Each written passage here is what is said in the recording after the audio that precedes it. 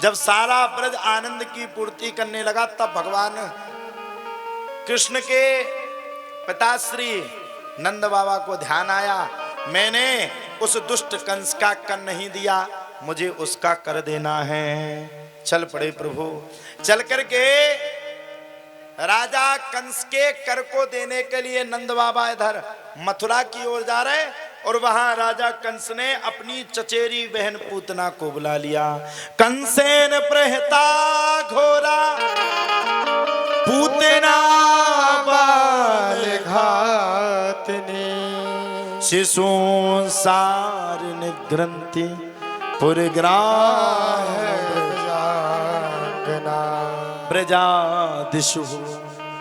कंसेन प्रहता घोरा पूतना बाल घातनी, शिशु सार निग्रंथि पुरग्राम ब्रजादिशु। कंस ने अपनी मोह बोली बहन पूतना को बुला लिया और बहन से पूरी शिकायत कर दी। अरे बहना क्या बताऊं, निकलना था 8वें गर्भ में लड़का और निकली लड़की, और लड़की को भी मारा तो अष्टभुजाधारी हो गई, शक्ति बन गई। और उसने कहा कि तुझे मानने वाला संसार में जन्म ले लिया। मुझे तो लगता है वह बालक कहीं और नहीं है, वह बालक नंद के घर में ही जन्म लिया है। पूतना ने पूछा ऐसे कैसे हो सकता है, ये तो मेरी समझ से परे है, ये कैसे हो सकता है? अरे बोले कैसे नहीं हो सकता, 99 वर्ष की उम्र में भला किसी के पुत्र होते, और वो नंद बाबा जिसके यहाँ कोई नहीं हुआ उसके यहाँ पुत्र हो गया। पूतना बोली तो चिंता मत करो, यूं जाऊंगी फटाफट मारूंगी, वो यूं चली आऊंगी। अच्छा आदमी क्या तो ऐसे देता जैसे 1 मिनट में कर देगा, हम सारे खा फाड़ के फेंक दे भी। भैया कहने में और करने में बड़ा अंतर है। पूतना चल पड़ी। आज लल्ला ने करवट ली थी, सो लल्ला के करवट का बलुआ था। पूतना जैसे ही पूतना ने देखा कि सभी स्त्रियां चली जा रही, पूतना तो बहुत बुरी लगा, राक्षसनी थी। तुरंत कबरई के ब्यूटी पार्लर में गई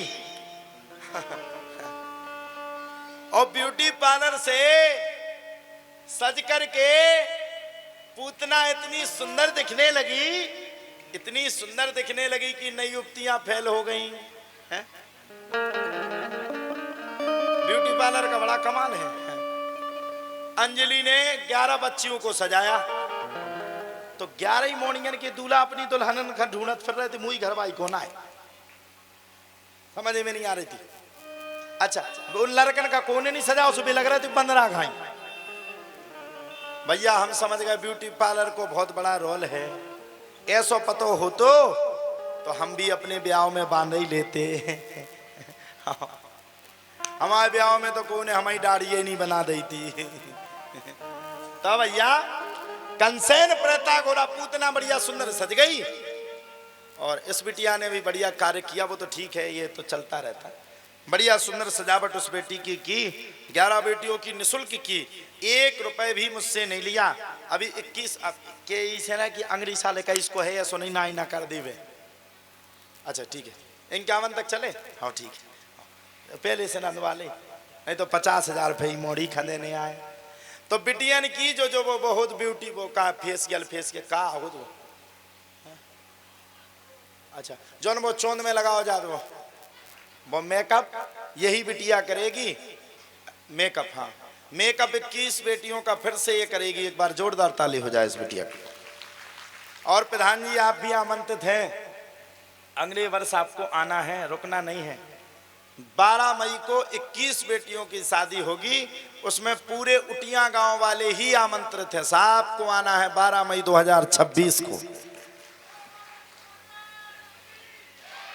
ये हमारे संतोष जी भी आएंगे काला बैग लेके। कौन कौन आएगा भैया बेटियों की शादी में? अरे उठिया आए तो एक भी हाथ ठाड़ो नहीं कर रहे। ठीक है कोई ना आए, प्रधान जी तो आएंगे। प्रधान जी आएंगे तो पूरा गांव ही आ गया, और नहीं होगा तो हम प्रधान जी से निवेदन कर लेंगे, एक आध कोई ऐसा संसाधन कर देंगे कि आप लोग चले भी जाओगे और लौट करके भी आ जाओगे। ठीक है ना। समाना 21 बेटियों की कथा, वो 21 बेटियों का विवाह, और हम कोशिश कर रहे हैं कि पूज्य हमारे अग्र पीठाधीश्वर मलुक पीठाधीश्वर भगवान पूज्य राजेंद्र दास जी महाराज जी के द्वारा यह श्रीमद् भागवत जी की कथा वहां पर हो। तो कहा सुना रहे थे, पूतना भेष बदल करके पहुंच गई और भेष बदल करके भगवान के पास ही पहुंच गई। पूतना को देख करके भगवान ने नेत्रों को बंद कर लिया और पूतना ने अहो वकीयम स्तन काल कूटम जिघांसया पायदा प्रसाद भी लेभे गतिम धातृचता ततोन्या गंबा दयालु शरणं ब्रजेम। भैया पूतना ने भगवान को क्या किया? पूतना ने भगवान को कालकूट नामक विष पिलाया और कालकूट नामक विष को भगवान ने पी लिया। पूतना के अंदर के प्राणों को खींचने लगे तो पूतना आगे आगे भगे, पूरे गांव वाले पीछे पीछे, एक सांस में छट से प्राणों को खींचा और पट्ट से जाकर के पूतना पृथ्वी लोक पर गिर पड़ी। सच्चिदानंद भगवान की जय। पूतना को गिराने के बाद भगवान ने बड़ी सुंदर युक्ति की। युक्ति के बाद भगवान बड़े हुए। गर्गाचार्य जी ने नामकरण संस्कार किया। यशोदा के पुत्र का नाम कृष्ण और रोहिणी के पुत्र का नाम बलराम रख दिया। बोलो कृष्ण बलराम भगवान की जय। दोनों बालक धीरे धीरे करके बड़े हो गए। अब तो एक दिन भगवान कृष्ण माता यशोदा से गाय चराने के लिए जिद करने लगे। मैया मैं तो गाय चराऊंगो चराऊंगो चराऊंगो। मैया ने कहा ऐसे गाय नहीं चला सकते, पहले जाओ पंडित जी से मुहूर्त करवाओ तब जाकर के गाय चराने दूंगी। भगवान बड़े नटखटी, दौड़ के गए पंडित जी का सेट कर लो। बोले अगर आज नक्षत्र ना बनो तो तुम्हारा नक्षत्र बन जाए। पंडित जी ने कह दिया बहुत अच्छा भैया, आज का नक्षत्र शुभ है, और गाय की जगह गाय के बछड़ों को ले जाने लगे।